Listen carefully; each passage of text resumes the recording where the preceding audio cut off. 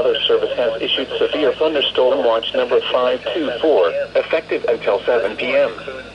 This watch includes the following counties in Illinois: Boone, Vero, Carroll, DeKalb, Kane, Lake, Lee, McHenry, Ogle, Stevenson, Whiteside and Winnebago, and Winthrop Harbor to Wilmette Harbor, Illinois, and the following counties in Wisconsin: Greene, Kenosha, Rock, and Walworth.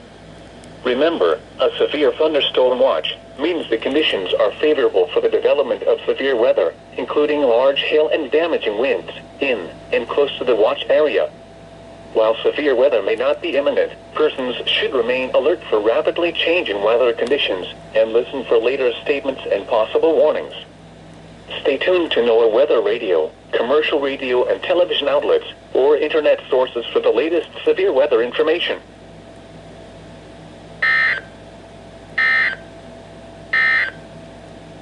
This is NOAA's weather radio.